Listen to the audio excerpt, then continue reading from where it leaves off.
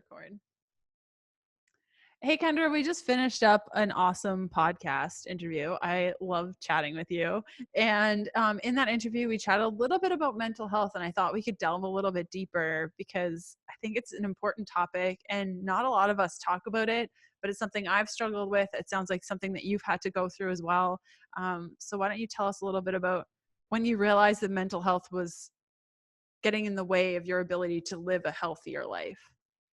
So for me, it all started with weight loss and then, losing 60 pounds, gaining it back and then some, losing it again, and then really just diving in and being like, why can't I break this cycle? I know how great I feel when I'm healthier, and health is, like I said, not just a number, and I started putting the pieces together, and it was like depression and anxiety and just not nurturing those other sides of myself. And, like I said, the emotional baggage quite literally leading to physical baggage on my body, and just conquering the fear of talking about it and being like, I am a person who suffers from anxiety, or I get blue, and like breaking the societal stigma that there's something wrong with you or that you're broken if you are not the perfect picture of mental health and happy all the time. And then taking that a step further, I really started paying attention to what food did to my mood. So because there is a big, the gut brain connection and things that we could talk about 1,000 podcasts about, but really kind of figuring out how food affected my mood, and then what avenues I could go where I felt safe and grounded to get help. Like, who could I talk to? Who are my trusted confidants that I can pour my heart out to that aren't going to judge me? How many therapists do I have to go through before I find one that I jive with? Because that's important. I think a lot of people, they'll go to therapy and they'll go once and they'll say, no, I can't tell my stuff to that person. And, it's just like finding someone that you want to date or that you want to marry. It's not going to be that very first date. More often than not, it's not gonna be that very first date where you're like, oh, this is perfect. I want to bare my soul to you. So I've just been working on that. And I work every day. Like I tell people ask me on social media, oh my God, you're so positive. How are you so happy? And I say, I choose it every single day. If you give me a choice, I will gravitate towards the cynical, the skeptical, and the negative. It's just who I am. My husband is a ray of sunshine. I'm not that way. Every day I say the same thing to myself when I wake up. I say happiness is a choice and waking up is a blessing. I say it every single day when I wake up to set my intentions for the day so that I don't go to that negative space. And then I just watch for the triggers. Like for me, I can get really anxious, and it usually means that I'm going full speed for too long.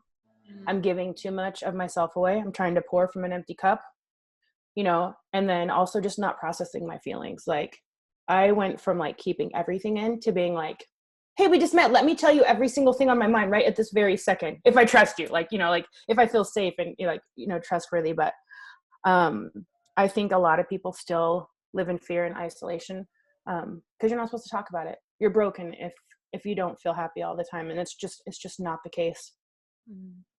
Yeah. And there's so much shame around it. When I finished what would end up being my last marathon ever, I went to this retreat center, and it was for women, and it was a great week. And at the very end of the week, when I thought I was trusting a lot of people, we were working through what we really struggle with. And at that point, I was deep into an eating disorder. Like I really needed to get help for it. And I wasn't, because I thought I'd just live with it and it was fine. And I told the group, I struggle with anorexia and bulimia, and I'm a hot mess.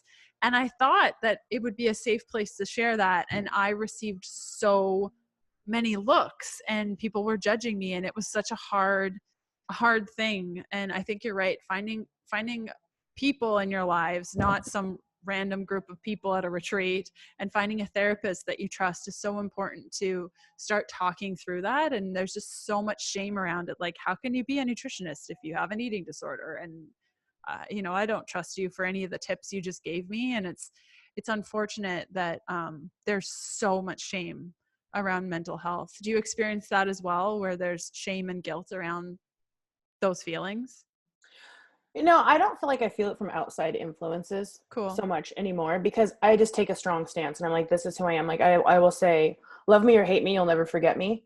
And I know that I'm not for everyone, and that is okay, because no one is for everyone. And I don't use that as an excuse to be a jerk, but I just use it as an excuse to say, like, I know that I'm not for everyone, And then I like, or I'll joke and I'll say, I'm sorry, I'm an imperfect person. Like I'm sorry if I go, but I think I'm perfectly imperfect. I'm working, like I work to be a better person every day. I think, I don't think that that's a destination. I think that's something I do, like growing, learning, I'll do that till the day I die. And so I'm very, very self-aware. So I can say things like, well, I might just not be for you, but I still face, like, I don't think there's anything wrong with anxiety and depression, obviously, because I've suffered from both of them. But I still am so critical of myself sometimes when I'm just like, just get it together. Like, why can't you master this? Like, why can't you be happier? Why does everything have to be like such a production for you when it's so much easier for everyone else? And so while I don't face it from outside, I'm really hard on myself still, and I'm working on it, but I'm very, very critical of myself. Yeah. Yeah. You mentioned foods that trigger you and make things worse. Can you share with us what foods specifically? Like, do you have kind of like a top 5? Well, for me, it's just like higher, like just refined sugars, gluten. Okay. Like say I just went off the deep end and I ate whatever I want, I'm gonna feel blue in the morning. Same with alcohol. I'm really learning, which is funny because I wrote a drink book. Yeah, But you like, did. there's for me, there's a level to everything. Like it's like a tolerance level. And so if I drink excessively, the next day I feel like I need to apologize to everyone who's ever met me in my whole life.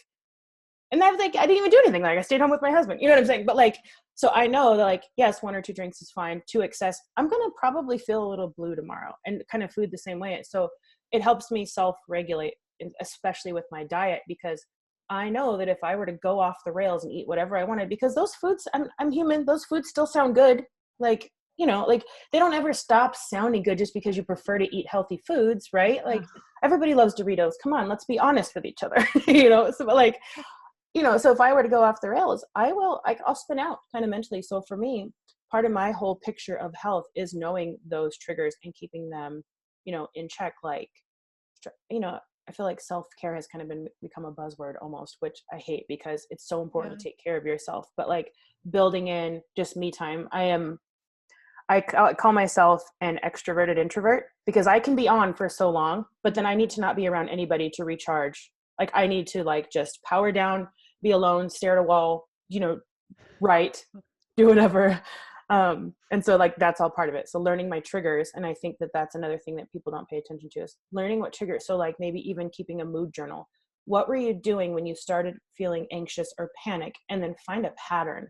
Because if you're not tracking it, it's just like your food. It gets out of control. You don't know what the cause is unless you're actually tracking it. So a mood journal really helps too.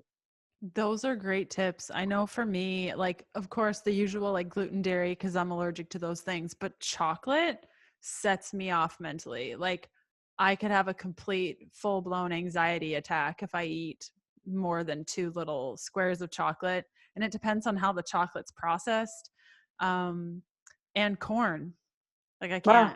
I can't do corn at all. It just makes my brain do weird things, and I get really, really, it's more than sadness. It's just not rightness in my brain, and I can feel it and I can witness it and observe it, but I'm just so angry and upset and sad. It's quite interesting. So I think, yeah, keeping a journal, that's a great tip, and the moods and just tracking it, because I think life can get so busy and you lose track, and all of a sudden you're 6 months in and everything's all over the place and you have no idea what happened to get you there. So it can be really helpful to track that. Those are awesome tips. Well, Kyndra, thank you so much.